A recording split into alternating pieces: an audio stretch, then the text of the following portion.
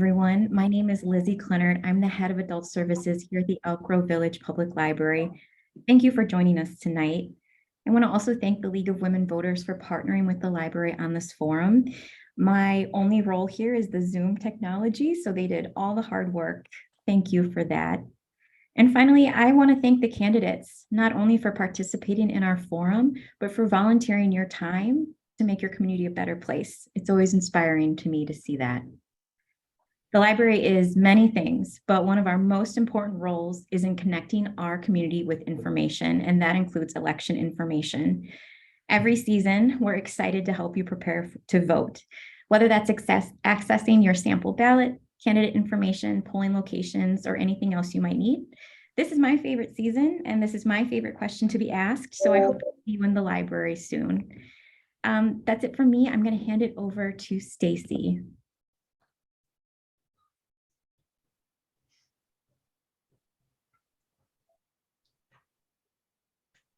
Shannon, actually. Hi, everybody. Good evening. Welcome to the Candidate Forum put on by the League of Women Voters of Arlington Heights, Mount Prospect, and Buffalo Grove. My name is Shannon Silverman. I'm a resident of Arlington Heights, and I'm from the League of Women Voters of Arlington Heights, Mount Prospect, and Buffalo Grove areas. Founded in 1920 as an outgrowth of the movement giving women the right to vote, the League of Women Voters is a nonpartisan organization that neither supports nor opposes candidates or parties for any office. The League's purpose is simply to promote political responsibility through the informed and active participation of citizens in government. Providing this forum allows citizens to become better informed about the issues facing their community and to become better acquainted with the candidates running for office. We are happy to provide this forum as a service for the community. We have some questions prepared, but we encourage the audience to ask questions that will be prioritized. To send in questions for the candidates, please text 847-701-4701 or email forum.lwvah@gmail.com. Again, text 847-701-4701 or email forum.lwvah@gmail.com. Please do send questions in. Good questions make all the difference in a forum. All of the candidates were contacted by email and phone prior to today. The candidates have agreed to abide by the ground rules provided by the League of Women Voters. They are as follows.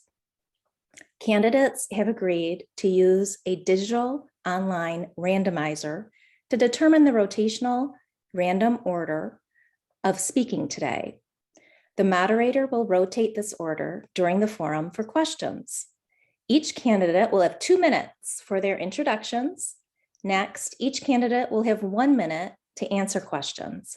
At the end, each candidate will have a 2-minute closing. League members will act as timers. Candidates will be given a 30-second and a 15-second warning. So we ask the candidates to quickly complete their thoughts before they see the stop card. Time limits will be enforced out of respect for all candidates. Questions will be provided by the audience. Please do send them in. Each question will be answered by all candidates. So please, audience, ask questions that pertain to all. Again, we only use questions which can be answered by all candidates and which pertain to the office being elected. Again, please send questions to 847-701-4701 or email forum.lwvah@gmail.com. Questions will be reviewed by League volunteers for clarity, appropriateness, and to avoid duplication. Candidates have been asked not to interrupt one another. The moderator will repeat a question if asked. The candidates are to speak to the audience. At this time, I'd like to introduce our fabulous moderator for today's event, Luce Nisi, a member of our Emerging Leaders Program. Hi, everyone. Good evening. We are now going to start our candidate forum. We ask that you bear with us if there are any technological problems in the next hour that we're with you. With me on screen today, we have our candidates, our ASL interpreter, Stacy Shine Stapleton, and our timer league board member, Cindy Kemp. I would like to note that the Q&A chat has been disabled for all attendees. So if you would like to submit a question for the candidates, please do text our number 847-701-4701 or email forum.lwvah@gmail.com. We're going to start tonight's forum with an opener from candidate Jack, candidate for the position of board member for School District 59. The candidates have agreed to abide by the rules set forth prior to this forum. They will each present a 2-minute introductory statement. The order to start was randomly determined. The candidate who opens first will be the last to respond in closing. Then questions obtained from the audience and vetted by our volunteers will be asked, and each candidate will have 1 minute to respond in alternating order. Each question will be answered by all candidates, so please only ask questions that pertain to everyone. Lastly, our closing statements will be 2 minutes. LWV members will keep time, and candidates, I will ask you to please adhere to the time limits. We'll share a reminder if that is necessary. When you see the stop sign on the timer, you may finish your sentence. All right, we'd like to start off with the opener from candidate Zach. Hi, everyone. Thank you so much for attending tonight. My name's Sarah Zach. I am a resident of Elk Grove. I have been for almost 7 years, and I live with my husband, Chris, and our 2 beautiful kids, Lincoln, who is 4 and will be starting kindergarten in the district next year, and Nora, who is 10 months and the cutest little 10-month-old that you will ever see. And a little bit about me, my life's mission is about helping people, especially kids. And I went to college to become a teacher, and I taught high school English for 7 years in the public school system. And I absolutely loved my job. Even on days when it was really difficult, and there were days when it's really difficult, I absolutely loved it. I taught mostly juniors, and if the kids were college bound, I could help them a lot. I trained them for ACT, for SAT, for AP exam for my advanced kids. I helped them write college entrance essays. I edited them. I sat on scholarship committees. I wrote more letters of recommendation than I could possibly ever tell you. And it was really wonderful. And it really, truly fed my soul. It was a wonderful time in my life. About 5 years ago, my husband and I decided to start our own family. And when my son Lincoln was born, I made the decision to temporarily step back from the classroom and be home with my own kids when they were very little. And now I am their teacher. So once a teacher, always a teacher. And I started paying attention to District 59 during this time. And I really saw space on the board for someone who knows education well, and for someone who is, as of the fall, going to be a current parent, because that is so important and makes this work so personal and makes me so passionate about this work. So I view board service as just another way to help kids and to serve my community. And I hope that the voters remember that on April 4th or early voting on March 20th, and keep Sarah Zach in mind. And I hope that I can serve you in this position. Thank you. Next, we'll do candidate Samaji. Good evening. Thank you, League of Women Voters, the library, and those watching for taking the time to learn about the upcoming election. Since 1967, I've lived in Elk Grove Village, have 3 children and 3 grandchildren, was a member of the District 59 Board of Education for many years, chaired NSSEO and LICA, and was a director on the School Board State Association. Recent district events that caused division and unrest and lack of trust has inspired me to run again for the Board of Education. Even after 4 years off the board, I continue to be an advocate for all stakeholders, students, parents, staff, and community without personal agenda. And as a board member, will provide the necessary independent lay oversight on behalf of the entire community. My belief is that every child can learn, and it is the responsibility of the Board of Education to provide curricular programs and opportunities that challenge and inspire students. This is accomplished by ensuring that teachers are supported, well prepared, and have the necessary resources to meet students' needs, so every child will grow and become a respected and productive participant in our society. Among the attributes that I bring to the board are experience, knowledge, leadership, personal integrity, commitment, impartiality, stability, independence, and a passion for the District 59 community. I can see two sides of an issue and balance all stakeholders' interests when making decisions while keeping in focus what is best for the District 59 students. Thank you again for your attention. Thank you. Next, we're going to have candidate Patrielli speak. Hi, my name's Patty Petrielli. I've been in the district for 35 years. I've taught in the district for 25. All of my children went through this district, and I've been on the board almost 4 years. It's my first term. I left teaching, which I miss and I love so much, to do what I thought was important, and that was to be on the board, to start helping to bring the board back to what it was when my children went through. Curriculum was lacking. We had a superintendent who was not focused on what was best for the students and for the teachers, but more for, you know, what the next big idea was in education to push through to the teachers. There's still so much that needs to be done. Besides the trouble from the pandemic, kids have fallen behind. They were behind before we got into the pandemic, and we need to bring them up to speed. I do not want to keep sending kids to the high school unprepared. That used to be my greatest thing that I loved to do, was getting the 8th graders ready to tackle high school and beyond. And I just feel like there's so much that we need to do to help these kids and to make their environment safe and welcoming to them. There's a lot of issues that need to be dealt with. Curriculum needs to get out to them quicker.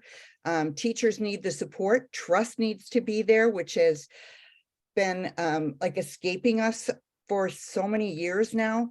And you cannot have a successful district without trust and confidence in the people that are leading the district. So I'm hoping when April 4th turns around that I will get another chance to do more of the things that I really want to get done in this district. Thank you. Thank you. Candidate Chesney. Thank you. First, I want to thank the League of Women Voters for organizing the forum, our moderator Luz for taking on the challenge, and most importantly, I want to thank all of the voters for taking the time, asking the questions, and watching the forum before the elections on April 4th and early voting, of course, March 20th. I'm running for the District 59 Board of Education because I believe that every child has an untapped potential, and it is up to the parents, teachers, and administration, of course, the board as well, to ensure that the children have the opportunity to realize their potential and to succeed in life. I'm not personally, I come from a family that is a migrant family. We came to the US over 30 years ago in hopes of a better life. And just like many students in our district, I know what it means to be dropped into a new environment, having to learn new language, needing that extra help and resources. Fortunately, I was lucky. I did get the support. I did get what I needed to finish my education. I got my MBA from University of Chicago. And now with over 15 years of experience in problem solving and project management across multiple industries, I want to give back to the community. I want to help fix the core problems that our schools have been dealing with for many years now, and ensuring that our students, teachers, and staff have the necessary tools, support, and resources needed to drive positive student outcomes, no matter where they come from, where they live, or which of our neighborhood community schools they attend. I have two wonderful kids, Caroline and Philip, and having kids that are in school right now, I had the opportunity to experience firsthand how the decisions of the board impact the district and our communities. And it is due to that experience that I want to get involved and help our district focus on the core challenges and to get back on track to providing great education and helping students learn. Thank you. Candidate Johnson. Hi, I'm TR Johnson. I just wanted to quickly thank the League of Women Voters. I know it's a volunteer organization. You're dedicating your time to this and also have many more than just this forum. So thank you for taking the time to organize this. I also want to thank the Elk Grove, the award-winning Elk Grove Library for organizing the virtual aspect of this, and then also everybody listening at home and taking their time out of their evening to listen to us. I'm running for the board because I want to make sure that our students have the resources that they need. The district has plenty of resources, and I think we can put those resources to much better use and get everything back on track. I was born in Elk Grove. I was raised in Elk Grove. I'm raising a family in Elk Grove now. I have 3 kids who will all be at Byrd by next fall. My wife is the PTO co-president at Byrd. She works in the schools. I have 2 sisters that work in the schools. So I realize the importance of education and the foundation that lays for not only our students, but the community. Because in Elk Grove Village, especially in the surrounding communities that the district serves, a lot of people end up back in the community and decide to raise their children there. And the school district is a big part of that. So I know what our communities are capable of. I know the potential of the district, and I'm here to get us back to the district that I attended when I was growing up. I spent 8 years on the Elk Grove Village Library Board of Trustees. I spent 2 terms as president, and in that time we made a lot of progress. I will only take a little bit of credit because it's the people like Lizzie and the staff at the library who really put in the time and the effort to make it what it is. But it is an award-winning library, and I think we've done a lot of great things over the last 8 years. It's easy to say what you want to do, but it's a different thing to get done what you say you're going to do, and that's what I would like to bring to the District 59 board. Thank you, candidate Kelly. Hi, thank you, Women League of Voters, and thank you for everyone that's here listening tonight. A little bit about myself is I just recently retired from District 59 on August 1st of this year. I have been in District 59 since 1969, and I attended Elk Grove High School.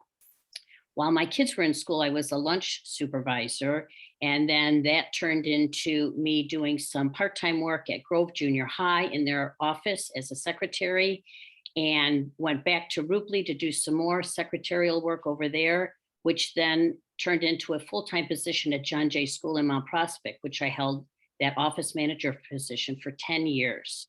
At the end of that 10 years, I was asked to go over to Claremont for their need, and I spent my last 5 years over at Claremont before I retired. But before I officially retired, I wanted to help out my friends at Ridge School because their office manager was on maternity leave. So I spent 4 weeks over there getting them set up and getting them ready for the school year. I've been a Girl Scout leader, co-service unit manager for Girl Scouts here in Elk Grove Village. I am a member of the IEA-NEA, and I held the position of vice president in charge of ESPs for 12 years. And I helped negotiate 4 contracts for the ESPs.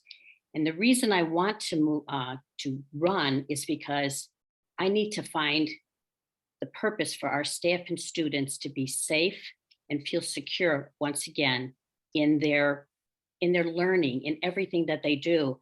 And we need to get our communication between the admin and the staff back together and find respect for our staff. Respect went out the door, and I don't know why. So that's why I want to run for District 59 board. Thank you, candidates. We're now going to move into the question and answer portion of tonight's forum. I'm going to read the first question that we have prepared. We're going to start with candidate Samaji for this portion, and then we're going to rotate in that random order. And to all of the people listening tonight, if you would like to submit a question at any time during tonight's forum, you are welcome to send that question to 847-701-4701 in a text, or you can email forum.lwvah@gmail.com. We'll be checking that for new questions, which will be our priority to answer. So the first question tonight is, the current board rejected the school pairings proposal recently recommended by the equity study. If you are elected, name the most important step you would suggest the district take to address drops in enrollment and poor academic achievement. Candidate Samaji. Equity journey. While it is a compelling tagline, it was indeed a crash and burn journey. Parents with more than one child know that it is impossible to totally be fair and treat each child exactly the same. And it is hard to be equitable. One child always identifies a parenting inequity. Sameness can only create diminishing expectations. It is more important to give each child what they need when they need it. I do not know what was directed by the Board of Education on their journey, but in their new journey going forward, I would suggest that all information that was gathered with inequities identified be studied in open communication and with those being affected. In short, giving the next journey adequate time, dialogue, debate, and finally coming to agreement as to how to address those perceived inequities. Thank you. Candidate Patrielli. I think the biggest part I take from the question is not just the journey itself, but also how to make the environment safe. I know that districts around us have been proactive as far as getting student resource officers, getting behavior interventionalists in place to help these kids be able to adjust to being back in the classroom. I think getting our curriculum to our students and our teachers faster would help a great deal to help get these kids into a more regular routine to help them on their path moving forward. Those two things are huge in my book. Teachers need to be able to trust that those things are there for them, that their environment is safe for them and their students. And I think those are two steps that I would think would be number one to try and get going. Thank you. Candidate Chesney. Thank you so much. A great question. Student parents definitely have been a big topic lately. One that is very close to our hearts, and I mean our, because we have running as a great team together with DR and with Sarah, and we are the ones who have been fighting tooth and nail to stop the very chaotic approach by the current administration and the board to basically equalize everything and potentially ruin our district and ruin our community schools. There are better ways to fight for equity. It is to invest in our students, and the way I would want us to do it is by first making sure that we prioritize the student outcomes by expediting the curriculum. They have been investing in curriculum for the past 5 years and more, and why aren't we expediting it? I don't know.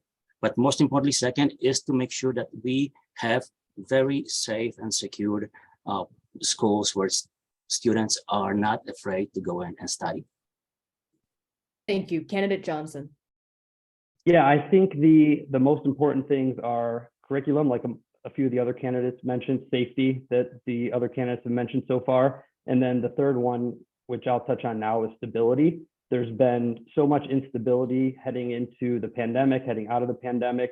Some of the kids who are in school now would have been the most affected by the equity journey, and the grade level pairings would have been the children going into third grade. They would have not had a normal year or a consistent year. So I think stability is going to be key. Stability with the board, stability with the leadership team, stability in the schools, and just making kids feel safe, making teachers feel like they have the support they need to get this curriculum implemented, and then continue down that path and just make sure that for once in the last 3-4 years that they finally have a stable environment to learn and teach in. Thank you. Candidate Kelly. I agree with Mr. Johnson and Mrs. Petrielli. We need to make sure that our schools are safe and have this feeling of warmth for the kids, that they want to come into school. And yet when they want to come into school, they're going to want to learn because their teachers are going to have the curriculum that they need. They have a curriculum. We need to fix what they have. We need to get all of our teachers the components that they need for all of this, and not just, well, we'll get it down the road, or we're working on it, or asking the teachers to do what they can to find it. We as a district need to give them that information so that they can teach our kids, and we can get a safe environment for our kids and set their boundaries so that they know what their expectations are. Thank you. Candidate Zach. I think the best thing that came out of our school pairing plan and our equity journey this year is that now we have raw data. We know who needs help, we need how to help them, and we need to staff now, not next year, now. Kids need academic interventions. They need them now. According to the winter benchmark data, 32% of our kids are behind in reading a grade level. 15% are 3 or more grade levels behind. In a district of 6,000 kids, that is an incredible number of kids. And I don't use incredible in a good way here. That is too many kids who are behind 3 or more grade levels. We need to get academic interventionists in there now to help those kids. MTSS is a broken way to address which kids need academic interventions. We need a new district-wide metric that is going to get kids interventions when they need them, where they need them, regardless of who they are or how they score. They need to be helped, and we need to get it to them now. Thank you. We're going to move on to the second question, and starting with candidate Patrielli. The district cites fiscal responsibility and stewardship of resources as a strength. Do you agree? Why or why not? We do have the resources. We're not a poor district. And to me, if we have it, we should use it where it's going to do the most good, and that's for the kids and the teachers to get the resources that they need. It's not there to sit in the bank and say, look how much money we have. It's there to be used for the things that are going to help our district grow and become what it used to be. I mean, I'm sure, TR, you remember what the district used to be. You came up through this district. Rose, you remember what this district, Barb, you remember as well. I mean, this district used to be the one that was the most sought after. We had no trouble getting people in to teach in the classroom. We had no trouble telling families this was a good place to raise your kids. But now it's like Sarah said, we're broken. We need to fix it. Thank you. Candidate Chesney. Great question again. And for that, I can only say that I do not believe that we have a good stewardship of resources. We have over $90 million in our savings accounts and bonds. And we had our existing board clap and be happy about $1 million that came in as a return on investment. That is significantly less than our inflation. And honestly, when I heard that, for me, my only thing that I could hear of is don't invest in bonds, invest in children. That is where the most important return on investment is going to be. So I do not know why we keep hearing that from existing board that we are doing great, but we need to invest. We should use it towards the children when nothing happened so far. We had that money in a bank for a while. Why wasn't it used now? I don't know, but that's something that I want to change. I want to make sure that we hire more interventionists, more support, and make sure that the kids have what they need to study and to learn. Thank you. Candidate Johnson.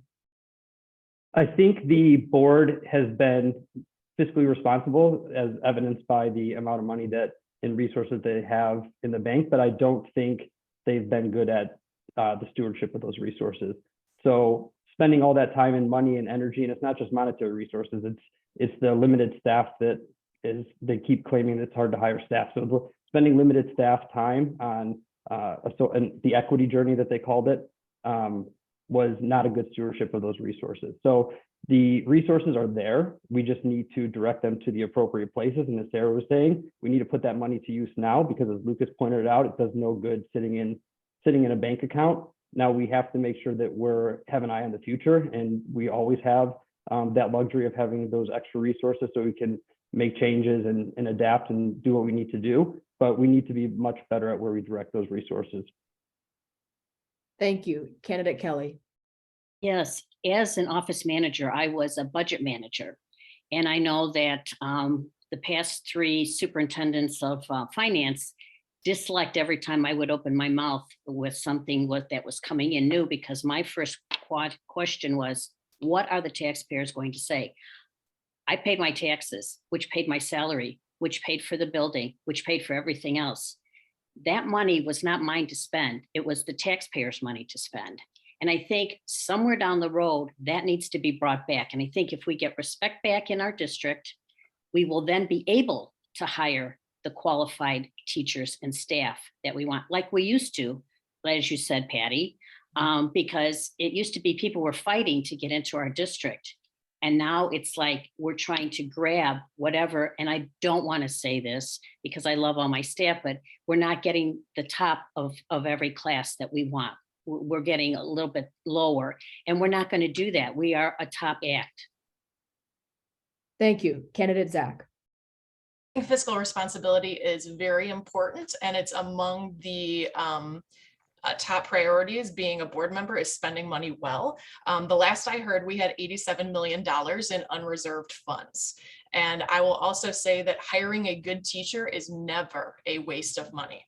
So we need to get the staff in place and the staff supported so that the kids can get up to grade level, as many of them as humanly possible.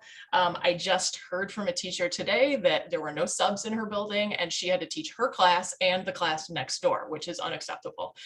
We need the support staff. I'm tired of hearing excuses about why we can't hire staff and why we can't retain staff. Recruit, and pay the people, and you will get people in there to help kids. So hiring good staff is never a waste of money, and that's how you're fiscally responsible. Thank you. Candidate Samaji. I was on the board when I first came on the board. The district was bankrupt and paid in script. And in order to alleviate that, we built up the reserves, which is good. But in order to free up some money, board policy can lower what we have in reserves to free up some money to give them in the areas that we need, which is student services. I was at a meeting and I heard the superintendent say something about we can't give interventions to all of our students or that need it because there isn't enough money.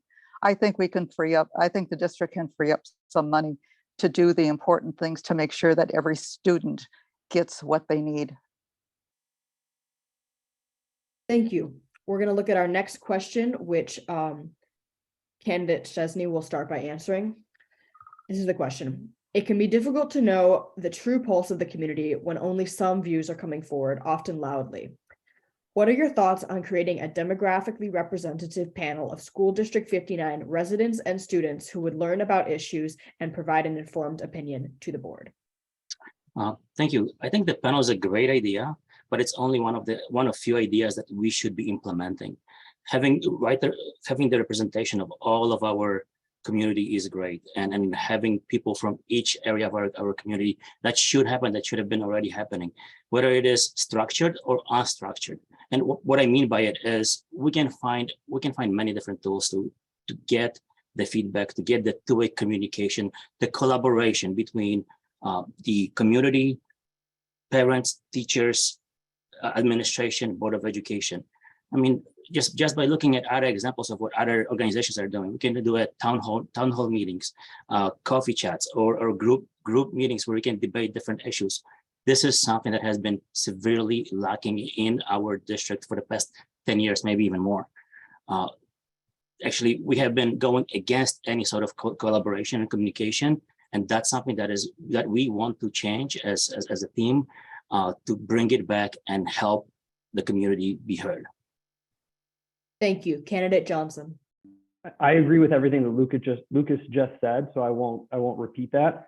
But I also think that I was listening to this exact forum 4 years ago, and everybody said that they wanted to improve the communication with the community. And when I go to board meetings and I see that the public dialogue is silenced and the public dialogue is not two-way, and there's no opportunity for the community to discuss things with the board. Teachers are afraid to speak up because of retribution. I just think it goes back to creating a better culture in the district. And part of that culture is opening up two-way lines of communication, because that's what we're elected for. We're elected to represent the community. So we need to make sure that we're listening to the community, whether it's formal sessions or whether it's just informal, making ourselves available when people have concerns that they want to raise. Thank you. Candidate Kelly. I totally agree with TR and with Lucas. There needs to be a district talk about, per se, between families, staff, the admin and superintendent, not on a district board of education night, another night when we can just open up and have everything put down. I also think that we need to be hearing and listening to our 5th through 8th graders on what's going on there. They can give us the pulse of everything that we don't see all the time, and bring that, kids are going home to their parents telling them, well, they can only tell the admin about it. And it's a second story. Let's get the kids involved with this too. Thank you. We have had a request from the audience member to share the question number again, so I'm going to share that really fast.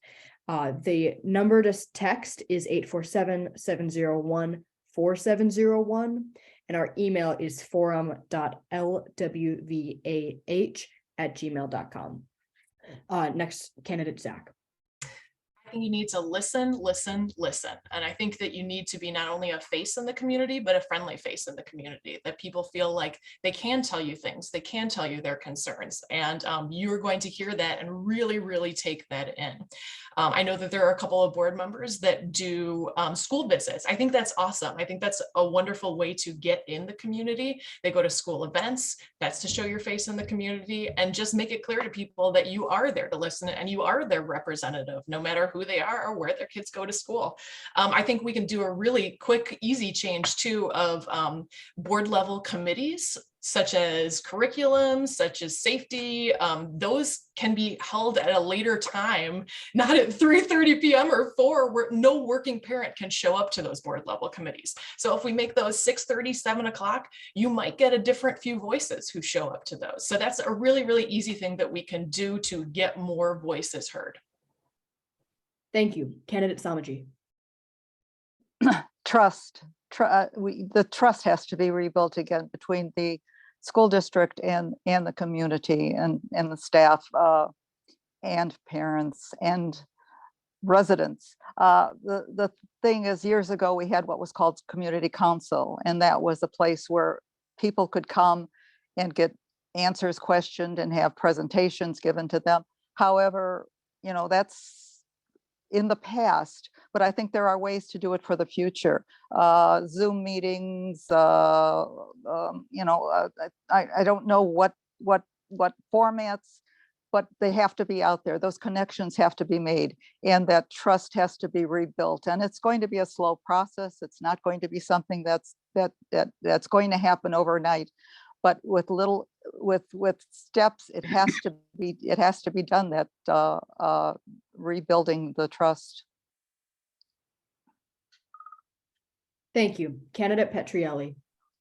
I think I agree with Barbara with Rose about having the kids get involved, because their voices do count. In fact, my 8th graders used to be very vocal about how they felt about things. They used to love to be a part of the decision-making process.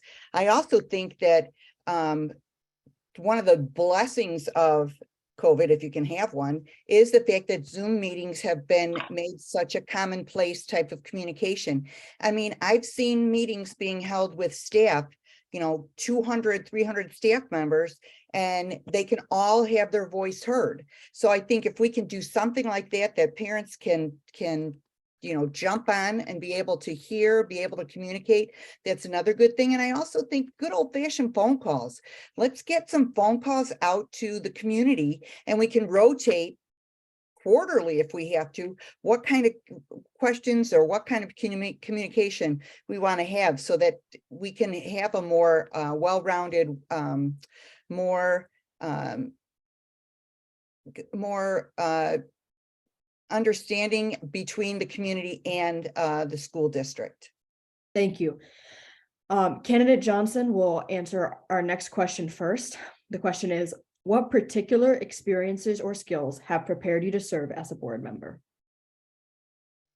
So I have served for the last 8 years on the Elk Grove Village Library Board. So I think that's probably one of the biggest assets that I could bring to the board. I was president for 2 terms. I'm very familiar with the process of running a unit of government, such as the school board. I think, as Sarah pointed out, one of the big changes we can make is to board meetings. I think it's a little silly to expect parents to be able to tune in for 4+ hours to a board meeting, we can be a little more transparent with what the agenda at these meetings are going to be. We can make some tweaks to the committee meetings, have them be a little bit later, have those also be televised and shared with the community. And I think that will also open the lines of communication to the community and the teachers and everybody who's interested. So I think just a couple of tweaks based on how we run the board. I think that's where I could have a big impact in helping. Thank you. Candidate Kelly. Yes, my experience as a parent and as a District 59 staff member helped me to bring perspective to the Board of Education. Having firsthand experience in knowing how things are working inside the school versus what the SLT Board of Education want and think, I would be able to disseminate how changes would be met from staff. I am also very familiar with the certified and classified contract, which can also assist in the decision-making of hiring staff. Thank you. Candidate Zach. I spent 7 years in the public schools as a teacher, so I know education really well. I've had the experience of doing it. I'm also the only person on the ticket who can say the following 3 things. I am a community member, I am a former teacher, and I will be a current parent in the fall. And those 3 facets of my identity will guide all of the decisions that I make on the board. So that is what I think I have to offer, and I think I'm uniquely qualified for this position. Thank you. Candidate Samaji. Like I said, I lived here since 1967. I raised my 3 children. They all went to District 59 schools. As a board member, I was on the board for a number of years. Actually, more than half of my life, I was on the Board of Education. And I served 6 times as board president. I served as president on LICA, or chairman of LICA, of NSSEO. I was on our association, Illinois Association of School Boards. I was on board of directors on that for 20 years. I've served on every single committee I think that the district has had. So I have the experience and I have a knowledge that will bring some stability and some history to the board. Thank you. Candidate Patrielli. I've been on the board for 4 years. I've been a union member. I've been in on contract negotiations for both the teachers and for the ESPs. I've taught in this district for 25 years. I've lived in this district for 35. All 4 of my children went through here. I've subbed in this district. Having been in the buildings when I was teaching, I know the unique problems of teachers and students, even the administration. So I believe that makes me very qualified to continue on this journey that still has a great deal of things to be accomplished. I'm not saying that we tackled anything remotely enough to change this district. There's so much more that needs to be done, and I hope to be around to do it. Thank you. Candidate Chesney. Well, first, let me start by saying that I do not believe that there is one profile that is right to be a member as a candidate, to be a candidate and a member of the board. I do believe that it is the differences of experiences that will help us bring about better district and to help us improve what we have right now. I am a parent. I can say that I have a stake in the district because my daughter is in the dual language at Claremont, and my son is part of the Northwest Suburban Special Education Organization. So both of those give me a unique perspective. And I know that anything I do will impact my kids. At the same time, I also have a significant experience from the corporate world by helping and ability to solve problems, run projects, and turn around a very difficult situations, which I think is what our district needs right now. Thank you. That covers everyone, correct? Okay, great. Sorry, sometimes I lose track of that. Our next question is going to be started with candidate Kelly. And the question is, what steps would you take to promote gun violence prevention initiatives in District 59? Oh, that's a good one, because when I was asked to transfer from John Jay over to Claremont, the first thing out of my mouth was, that is not a safe, secure school. It did not have a secure entrance. And that was one of the things I asked if we could get taken care of, which they did. It took a while, but I totally understand the process. Sitting in that seat, knowing that so many other people in my position across the country had been the target of someone coming in. It's difficult every day to, even if Mr. Chesney came into school, I did not know the dads as much as I knew the moms. I would ask for identification. I would not let them in the front door. All the doors are locked in District 59. I know that.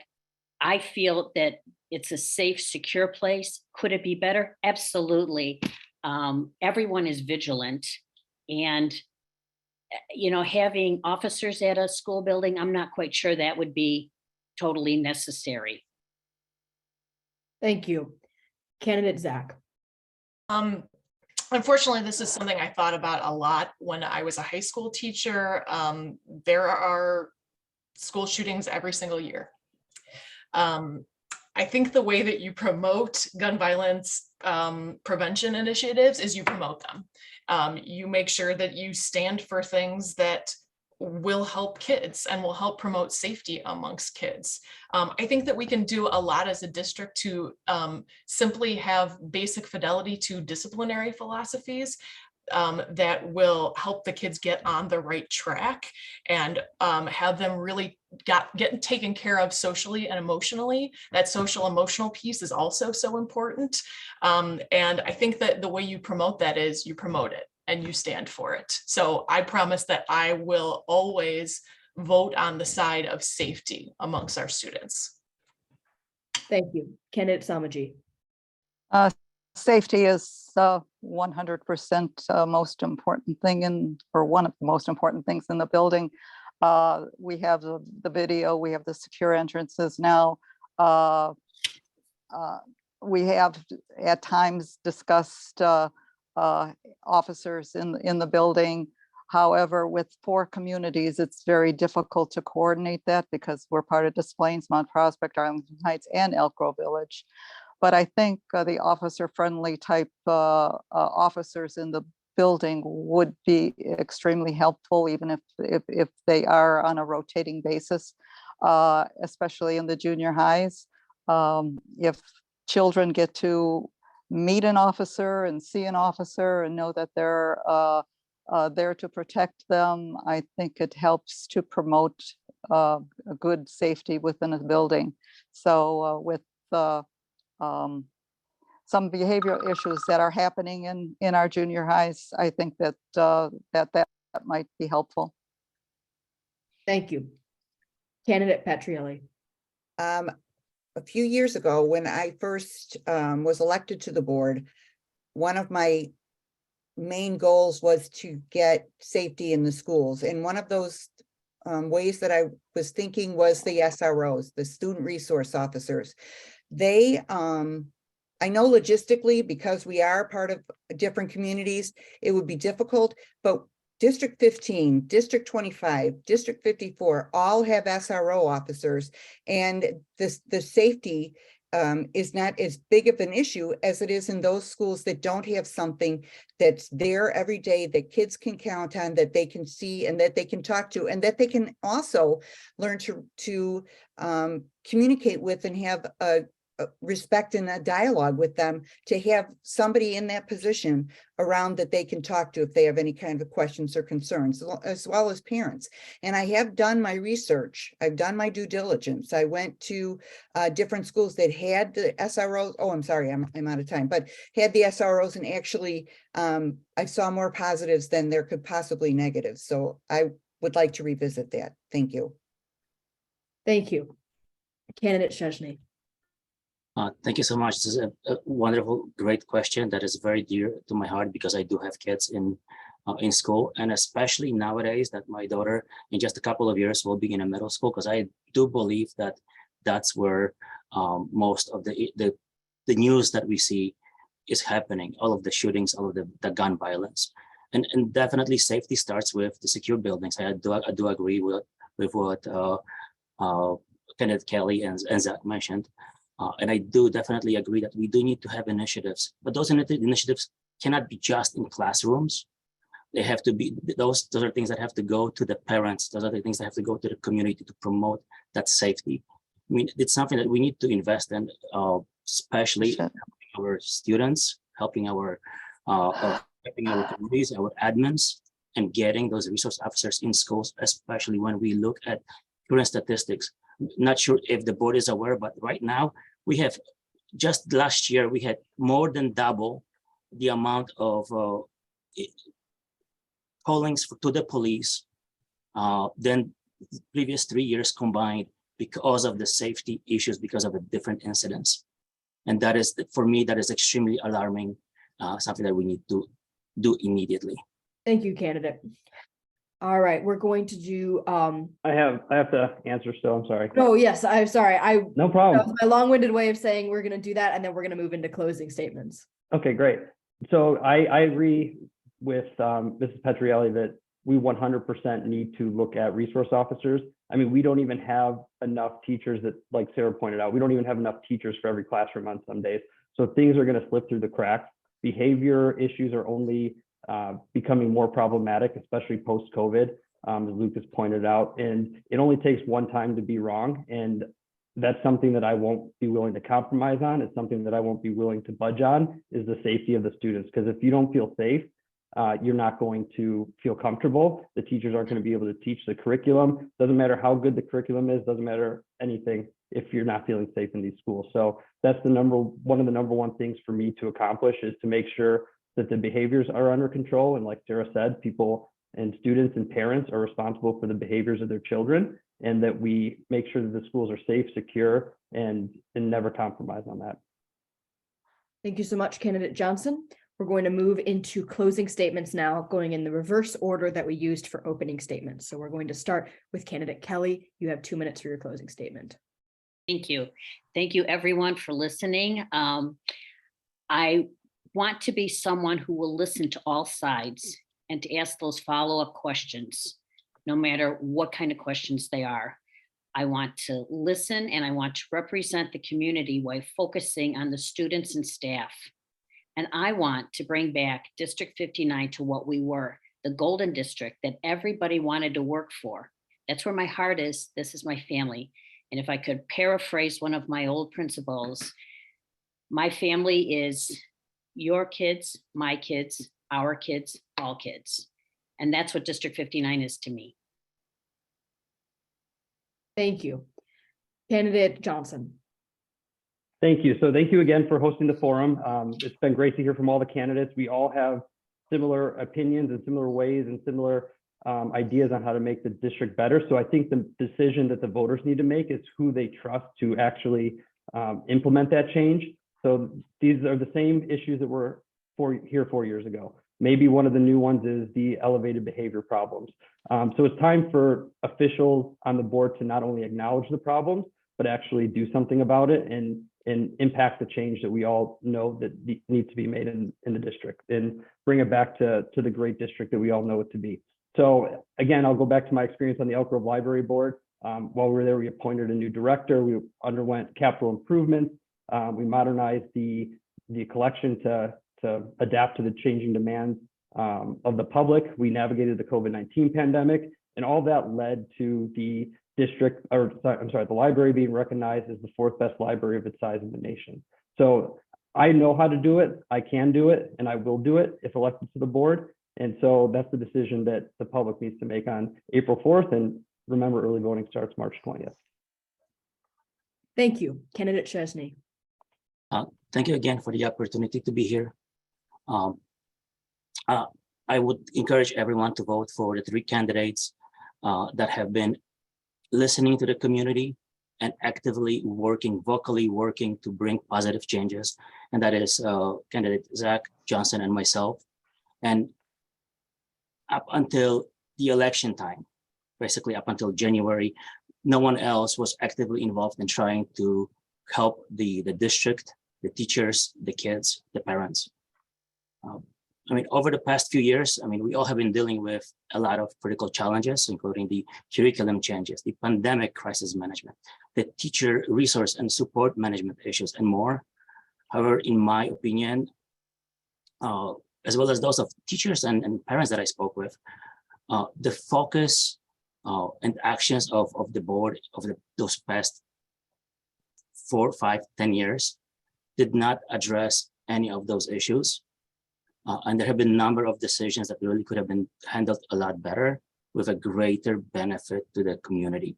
Instead of tearing it apart, it could have built our community up and really drive the positive change for our students, for our kids. If I am elected, I really want the opportunity to hear back from the community and the teachers and see what it is that they believe we need to change in the district. And I do believe that through collaboration with the board members, with the SLT, with the community, we can make a difference in District 59, and we can bring that positive change for all of the students. I am here to ask for your vote for myself and my team. And when elected, I do hope we get the chance to earn it. Thank you. Thank you. Candidate Petrielli. For the past 4 years and before that, I have been a voice for the teachers. I have had their support and I have supported them because I believe they're a voice that needs to be heard so that they can do the best for the students and for the community as well. I think we need to work on our recruiting, which is something I'd like to get involved in and do something about if I do come back, if I am reelected.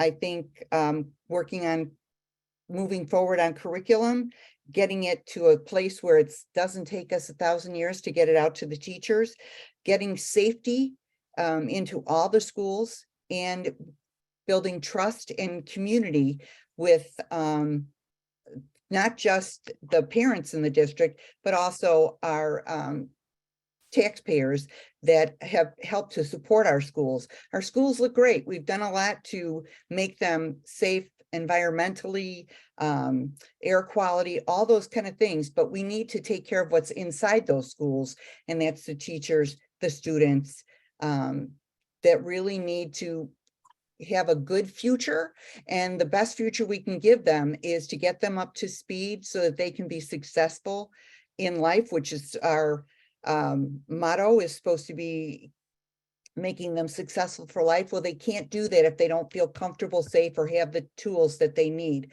I think if we want to bring teachers into this district, we need to show them that we are the district that we were 7, 8 years ago when before we got the superintendent in that started to take away everything. And we need to put everything back the way it was. If it's not broke, don't fix it. If there wasn't anything wrong with the way we did things before, bring it back because that was successful. Thank you. Thank you. Candidate Samaji. The April election is critical. And I say this because since May 2019, 14 board members have rotated on and off the 7-member Board of Education.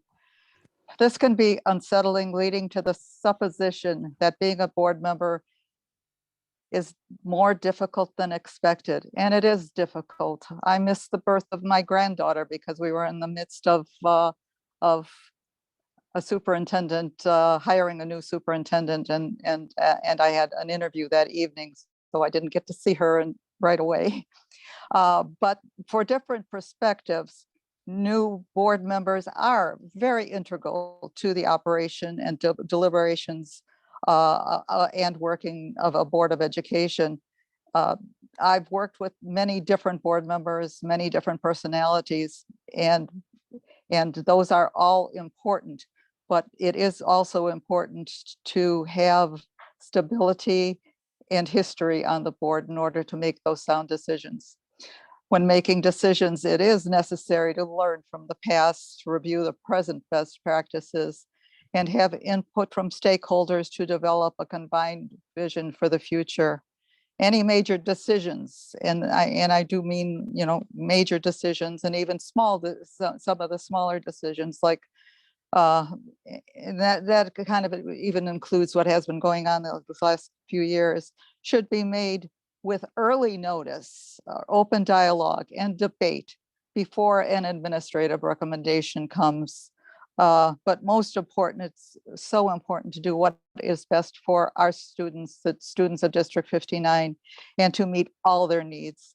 So I would appreciate it if you would consider voting for me and putting me back on the board, because I am a totally independent candidate. Thank you. Thank you. And last but not least, candidate Zach. Candidate Zach, I think you're muted. Did we skip Mrs. Kelly? No, I was first. Oh, I'm sorry. Okay. Hi, I'm back. I want to thank first the League of Women Voters. What you do for democracy is so important. Just getting information out to voters is so, so important. And you've learned a lot about all these candidates tonight. To be honest with you, voters, I think you've got a wonderful choice.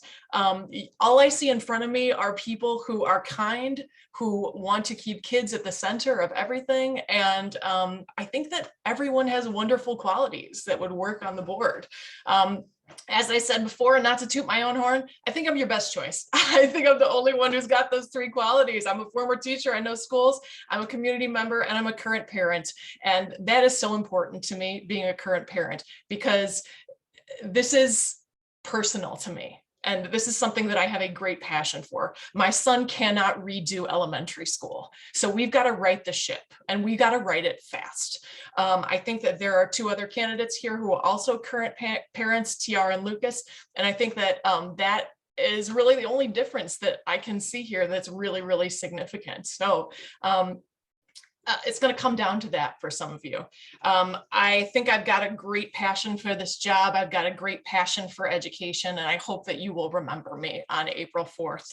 If you want to know more about me, TR, or Lucas, please visit sos59.org. You can get information about us as candidates.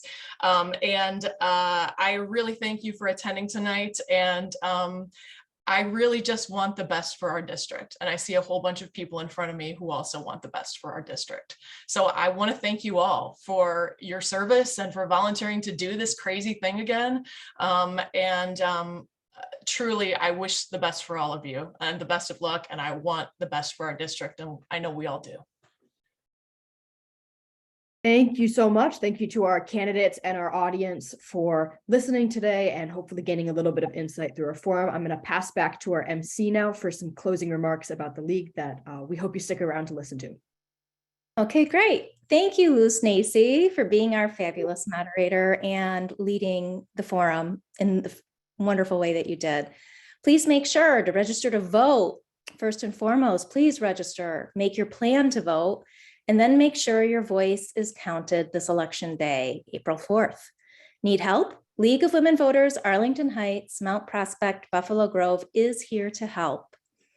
Check out our website at www.LWV-AH.org for voter registration information. Yes, you can register online, mail-in vote information, secure Dropbox locations, planning your ballot ahead of time for ease, as well as your early and day of polling locations. Are any of you looking to support this year's election to make sure it's safe, secure, and accessible for all? We even have a link where you can sign up to be a poll worker and earn a little extra cash. Again, check us out, www.lwvah.org. And follow us on social media at Facebook, Instagram, and Twitter. We have accounts specifically for youth at student.lwvah and a mascot at pause for the number 4 votes. And make sure once you're ready to vote, you tell 10 friends where they can find all the information they need to be counted. www.lwvah.org. We are grateful to you all for joining us and to our candidates, TR Johnson, Sarah Zach, Patricia Petrielli, Lucas Chesney, Rose Kelly, and Barbara Schnozny. Democracy relies on citizens willing to run for office. Special thank you to our ASL interpreter, Stacy Shine Stapleton, and a big thank you and shout out to the Elk Grove Village Public Library for hosting this forum, an award-winning public library, with a special thank you to Lizzie Klenner and to all of the volunteers of our league who worked tirelessly as volunteers to bring you this free program open to the public. The recording of this forum will be available on both the LWV-AH YouTube channel and the Elk Grove Village Public Library YouTube channel. Have a great night. Maybe we'll see you back here for the other candidate forums we'll be hosting for the April 4th election. Check our website for registration links to other forums. Be well. You.